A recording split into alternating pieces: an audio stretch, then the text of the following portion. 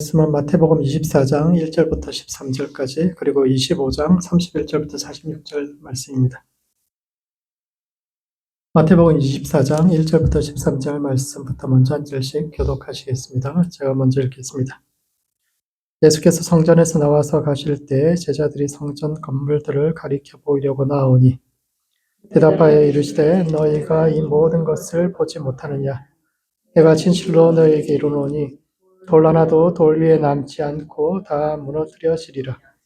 예수께서 감람산 위에 앉으셨을 때 제자들이 조용히 와서 이르되 우리에게 이르소서 어느 때에 이런 일이 있겠사오며 또 주의 임하심과 세상 끝에는 무슨 징조가 있사오리까.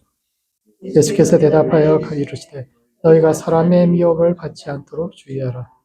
많은 사람이 내 이름으로 와서 이르되 나는 그리스도라 하여 많은 사람을 미혹하리라. 난리와 난리 소문을 듣겠으나 너희는 삼가 두려워하지 말라. 이런 일이 있어야 하되 아직 끝은 아니니라. 민족이 민족을 나라가 나라를 대적하여 일어나겠고 곳곳에 기근과 지진이 있으리니 이 모든 것은 재난의 시작이니라. 그때 사람들이 너희를 환란에 넘겨주겠으며 너희를 죽이리니 너희가 내 이름 때문에 모든 민족에게 미움을 받으리라. 그때 많은 사람이 실족하게 되어 서로 잡아주고 서로 미워하겠으며 거짓 선지자가 많이 일어나 많은 사람을 미혹하겠으며 불법이 성함으로 많은 사람이 사랑이 식어지리라. 함께 읽겠습니다. 그러나 끝까지 견디는 자는 구원을 얻으리라. 25장 31절부터 46절 말씀도 교독하시겠습니다. 자, 먼저 읽겠습니다. 인자가 자기 영광으로 모든 천사와 함께 올 때 자기 영광의 보좌에 앉으리니 모든 민족을 그 앞에 모으고 각각 구분하기를 목자가 양과 염소를 구분하는 것 같이 하여 양은 그 오른편에 염소는 왼편에 두리라. 그때 임금이 그 오른편에 있는 자들에게 이르시되 내 아버지께 복받을 자들이여 나와 창세로부터 너희를 위하여 예비된 나라를 상속받으라. 내가 줄일 때 너희가 먹을 것을 주었고 목마를 때 마시게 하였고 나그네 되었을 때 영접하였고 헐벗었을 때 옷을 입혔고 병들었을 때 돌보았고 옥에 갇혔을 때 와서 보았느니라. 이에 의인들이 대답하여 이르되 주여 우리가 어느 때에 주께서 줄이신 것을 보고 음식을 대접하였으며 목마르신 것을 보고 마시게 하였나이까. 어느 때에 나그네 되신 것을 보고 영접하였으며 헐벗으신 것을 보고 옷 입혔나이까. 어느 때에 병드신 것이나 옥에 갇히신 것을 보고 가서 배웠나이까 하리니 임금이 대답하여 이르되 내가 진실로 너희에게 이르노니 너희가 여기 내 형제 중에 지극히 작은 자 하나에게 한 것이 곧 내게 한 것이니라 하시고 또 왼편에 있는 자들에게 이르시되 저주를 받은 자들아 나를 떠나 마귀와 가사자들을 위하여 예비된 영원한 불에 들어가라. 내가 줄일 때에 너희가 먹을 것을 주지 아니하였고 목마를 때에 마시게 하지 아니하였고 나그네 되었을 때에 영접하지 아니하였고 헐벗었을 때에 옷 입히지 아니하였고 병들었을 때와 옥에 갇혔을 때에 돌보지 아니하였느니라 하시니 그들도 대답하여 이르시되 주여 우리가 어느 때에 주께서 줄이신 것이나 목마르신 것이나 나그네 되신 것이나 헐벗으신 것이나 병드신 것이나 옥에 갇히신 것을 보고 공양하지 아니하더이까. 이 임금이 대답하여 이르시되 내가 진실로 너희에게 이르노니 이 지극히 작은 자 하나에게 하지 아니한 것이 곧 내게 하지 아니한 것이니라 하시니 그들은 영벌에 의인들은 영생에 들어가리라 하시니라. 아멘. 마태복음은 예수님의 5가지 말씀과 5가지 행동이 번갈아서 나오는 구조로 되어 있는데 24장과 25장 말씀은 예수님의 마지막 말씀입니다. 제일 첫 번째 말씀이 산상수훈 말씀인데 그와 짝이 되는 가장 마지막 말씀이고 이 말씀이 이제 종말에 관해서 이야기하고 있는데 그 24장과 25장의 첫 메시지와 마지막 메시지가 오늘을 살아가는 우리의 삶과 신앙에 던지는 의미가 무엇인지에 대해 함께 생각해보는 시간을 갖도록 하겠습니다. 첫 번째, 새로운 시대를 준비해야 합니다. 예수님께서 성전에서 나가시면서 돌 위에 돌 하나도 남지 않고 다 무너지리라고 예언하시고 이에 제자들이 어느 때에 이런 일이 일어나고 또 주의 임하심과 세상 끝에는 어떤 징조가 있겠습니까? 이렇게 여쭈었는데 이것은 첫 번째, 과거의 것이 무너져야 새로운 것이 설 수 있습니다. 성전을 벗어나던 제자들이 손을 들어 성전을 가리켰는데 이는 그들이 얼마나 그 성전을 자랑스러워했는지를 보여줍니다. 당시 성전은 헤롯이 46년 동안 확장했던 아주 거대한 진짜 그 로마 전체를 통틀어서도 손에 꼽을 만큼 아름다운 건축물이고 굉장히 큰 건물입니다. 한 나라의 왕이 수십 년 동안 국가 예산을 쏟아붓다시피 해서 만들었던, 그래서 유대인들이 너무너무 자랑스러워했던 성전입니다. 그 건물 자체가 백성들에게 자부심이 되죠. 주변 어떤 나라의 신전보다도 더 위대한 건물, 그리고 크고 아름다운 성전, 그 자랑했는데 예수님께서 그 건물이 돌 위에 돌 하나도 남기지 않고 다 무너지리라고 말씀하셨는데 왜 그러셨을까요? 왜냐하면 예나 지금이나 사람들은 건물이 곧 교회라고 생각하고 있기 때문입니다. 아무리 교회 본질은 부르심받은 백성, 즉 사람이라고 이야기해도 여전히 사람들은 건물을 보고 교회를 택하죠. 교회를 택할 때 가장 중요한 것이 결국 건물 아닙니까? 좋은 시설을 가진 교회가 사람도 많고 재정도 풍부하고 프로그램도 좋고 그래서 애들 맡기기도 편하고 안심되기 때문에 교회가 성장하기 위해서 먼저 건물부터 리모델링 해야 한다는 이야기가 공공연하게 회자되고 있기 때문에 그래서 예수님께서 건물이 무너져야 한다라고 이야기하신 겁니다. 예수님은 돌 하나도 돌 위에 남지 않고 무너지리라고 하셨는데 이것은 무너져야 한다로도 읽을 수 있으며 이것은 잘못된 것이 무너져야 새로운 것이 설 수 있다는 뜻입니다. 하나님이 크고 아름다운 건물 속에 거하신다는 생각, 우리 하나님의 성전과 다른 종교의 신전을 비교해서 그들과의 대립 속에서 종교를 바라보는 그런 관점 자체가 무너져야 한다는 거죠. 그래서 사람들이 예수님께 물어봅니다. 예수님, 주의 임하심과 세상 끝에는 어떤 일이 있겠습니까? 그럼 그때는 언제 그런 일이 있겠습니까? 물어봤는데 그때 예수님께서 대답하신 것이 요약하자면 교회 분열입니다. 가장 중요한 예수님께서 마지막 때에 일어날 일로 이야기한 것이 교회 분열. 일반적으로 사람들이 생각하는 종말의 징조는 전쟁이나 자연재해, 나라가 전쟁이 일어나고 싸우고 이런 것을 자연재해, 그것이 종말의 징조라고 생각하지만 마태는 그것은 종말과는 크게 상관없는 일이다라고 이야기하고 오히려 성도들이 주목해 보아야 할 징조는 교회의 분열인데 거짓 선지자가 일어나 사람들을 미혹하게 하는 것을 눈여겨보아야 한다라고 이야기합니다. 그런데 여기서 거짓 선지자라는 것은 내가 예수다, 내가 메시아다 이렇게 주장하는 그런 이단을 사입이나 이단을 뜻하는 것이 아니라 무엇이 참된 구원인지를 헷갈리는 교회들을 뜻합니다.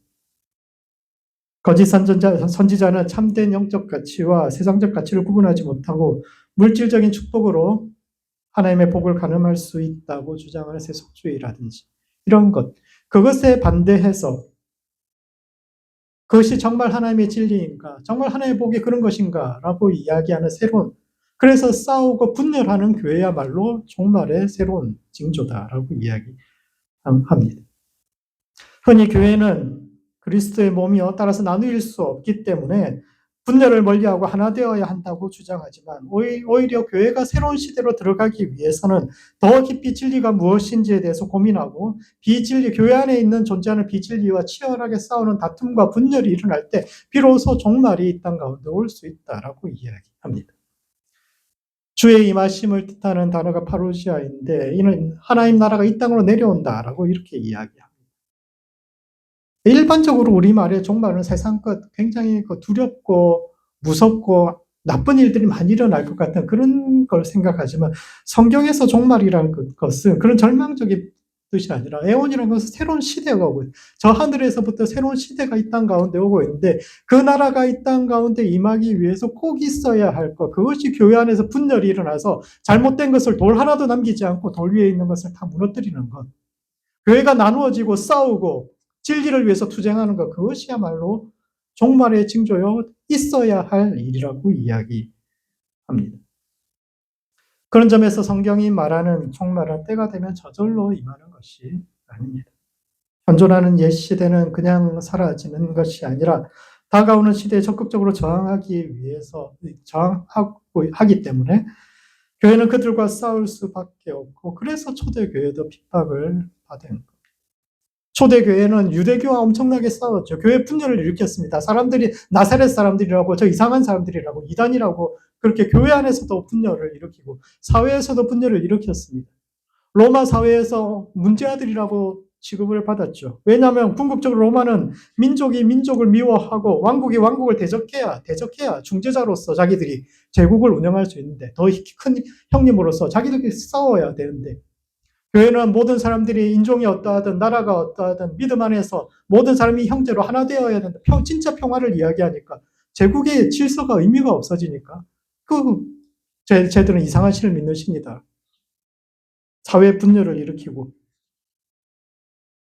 싸움을 일으키고 그랬기 때문에 핍박받은 거예요.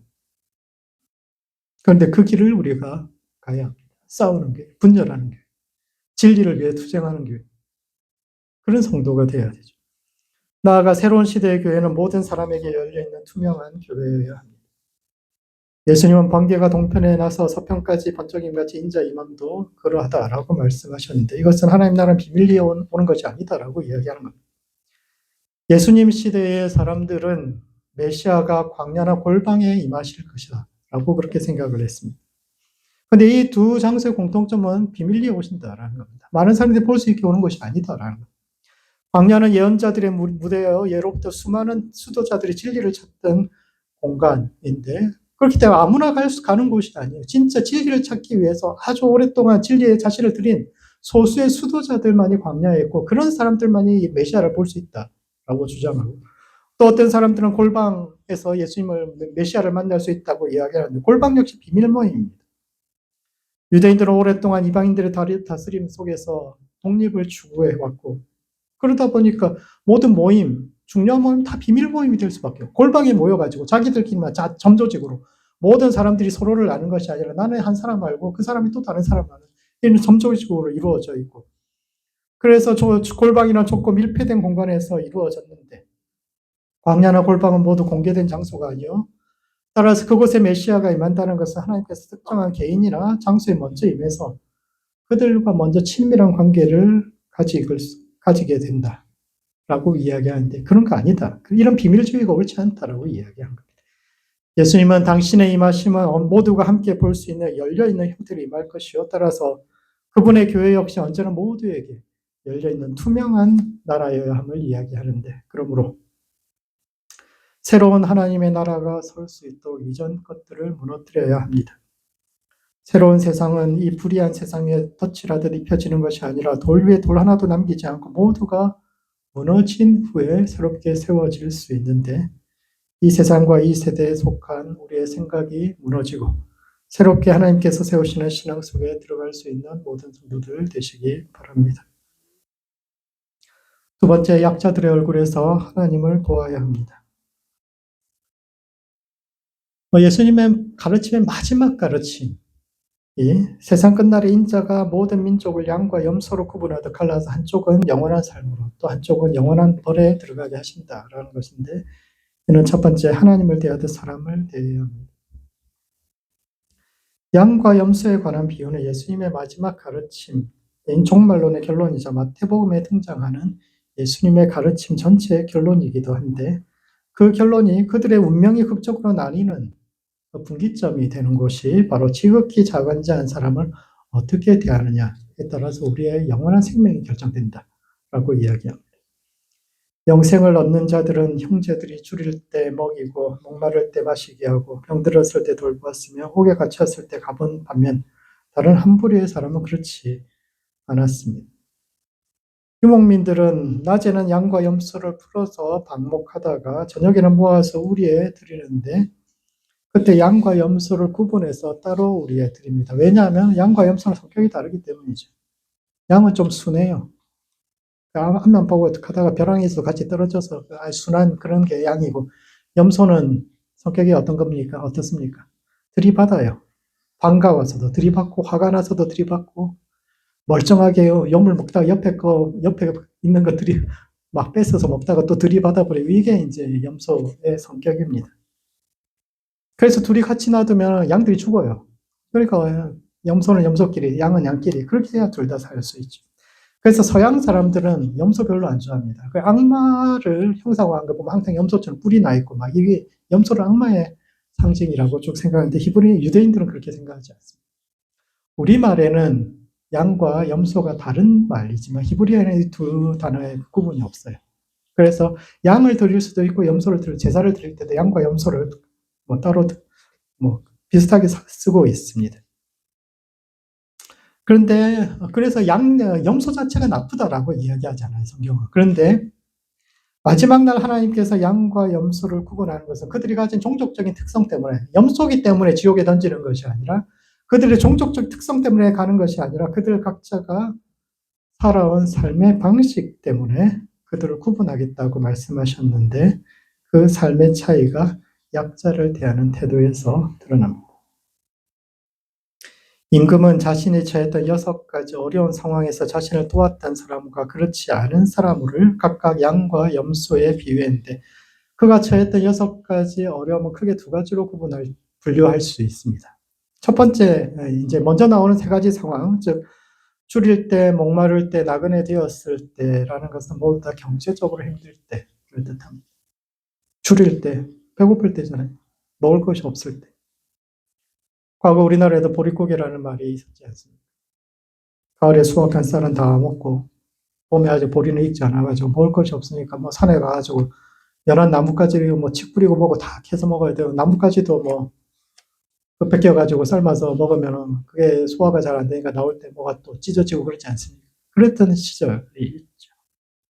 그런 시절에 식민지 백성으로 살면서 남의 지배를 받으면서 살면서 배고픈 사람들이, 자기도 배가 고픈데 이웃이 굶는 것을 참아보지 못해서 한 그릇에 밥을 나누는 사람, 그런 사람이 양의 길에 서 있는 사람이고, 이것은 목마름이나 나그네도 마찬가지입니다. 이스라엘은 물이 굉장히 귀한 지역입니다. 그 지역에서 땅을 가진 사람보다도 샘을 가진 사람이 최고의 부자죠. 샘을 소유할 수 있어요. 샘을 가진 사람이 최고의 슈퍼갑입니다. 대부분의 사람은 겨울에 내리는 비를 모아서 1년을 살아야 되는데, 물이 부족한 시기가 오면은 씻는 물은 고사하고 마실 물도 모자라서 하루에 자기들 정해놓고 마신다 그래요. 하루 요만큼만 마셔야지. 그래야 가뭄이 지나갈 때까지 버틸 수 있어요. 그런데 자기가 목마를 때, 죽을 것 같은데, 그 목마를 때 자기 물을 주는 건 진짜 음식 나눠주는 것보다 더한 겁니다. 그건 자기 생명을 나눠주는 거예요. 목마를 때 그렇게 물을 나누어 마시는. 이것은 나그네 되었다는 말 역시 마찬가지입니다. 고대의 나그네란 여행자를 뜻하는 말이 아니라 삶의 터전이 되는 땅을 잃고 이를 찾아서 여기저기 떠도는 일꾼들, 잡부들을 뜻합니다. 잡부. 일용직 잡부들. 건축 현장을 찾아서 여기서 일거리 있다, 어느 동네에서 일거리 있다고 그러면 막 거기 가가지고 막 노가다 하고, 그 일 끝나고 나면 또 어느 동네에 일이 있나 막 찾아 헤매는 그런 사람들이 나그네, 하루하루의 빵을 찾아서 이곳저곳을 헤매는 이들에 대해서 사람들은 보면 뭐 이상한 사람이라고 생각할 수 있죠. 뜨내기들이니까. 그 동네에 뭐 계속 사는 사람이 아니니까 뭐 동네에 가고 나서 문제 생기면 그 사람들이 그러고 갔다. 그래서 항상 나그네들은 굉장히 좋지 않은 소문의 주인공들이 뭐 확인할 수 없으니까. 가고 나서 저 사람들이 다 그랬어. 이렇게 하면 전부 다 뭐 오해받을 수밖에 없는데. 그래서 그렇게 사람들이 싫어하고 무시하는 사람들을 자기 집으로 초청해서 밥 한 끼 먹이는 사람들을 뜻하는데, 이와 같이 경제적으로 힘든 사람을 도와주는 길이 양의 길에 서는 길입니다. 나아가 임금이 말하는 후반부 3가지의 경우는 사회적으로 고립된 사람들을 뜻합니다. 먼저 이제 헐벗은 사람이 있는데, 유대 사회에서 헐벗은 사람이라는 것은 옷을 저당 잡혀서 밖에 나갈 수 없는 사람을 뜻합니다. 유대인들이 옷을 이제 두 개 입거든요. 속옷 하나 입고 이제 겉옷을 하나 입습니다. 그 겉옷은 되게 두꺼운 담요처럼 그렇게 돼 있어요. 그래서 그건 겨울에도 밖에서 그냥 매트리스처럼 깔고 덮고 그렇게 잘 수도 있는 그런 옷이고, 이 옷은 경제적인 가치가 있기 때문에 전당포에 맡기면 일정 돈을 융통할 수가 있습니다. 당장 너무 돈이 필요하면 옷을 맡기고 이제 돈을 빌려서 오죠. 그렇게 되면 어떻게 됩니까? 집안 사람 숫자보다도 옷의 숫자가 적으면 번갈아 가면서 외출을 해야 되는 거예요. 번갈아 가면서. 사람 수대로 옷이 있어야 다 일 보러 나갈 수 있을 텐데, 우리 아들이 돌아와야 그 옷까지, 그것도 뻘거벗고 그 속옷 하나만 입고 돌아다닐 수 없잖아요. 체면이 중요한 문화에서. 그러니까 옷이 없으면은 사회적으로 고립될 수밖에 없는 겁니다. 밖에 나갈 수가 없는 그런 사람.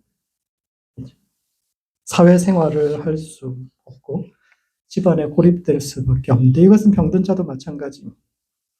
그 시대에 병은 아파서 불쌍한 사람이 아니라 부정해서 하나님의 벌을 받는 사람이요. 따라서 멀리해야 할 사람이며 그 역시 고립된 사람인데 이것은 오늘도 마찬가지. 마지막으로 옥에 갇힌 사람도 마찬가지입니다. 그 시대에 옥에 갇힌 사람 중 나쁜 짓을 해서 그 시대에 옥에 갇히는 것이 아니라 옥에 갇힌 사람 중 10명 중에 9명은 빚을 갚지 못해서 옥에 갇히는 겁니다.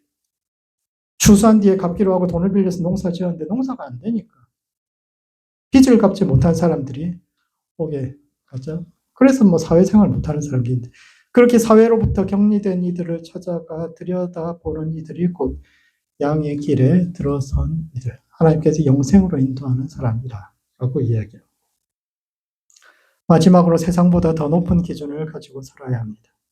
그렇다면 이 지점에서 우리가 질문해 보아야 할 것은 염소에 속한 이들이 정말 나쁜 사람들인가?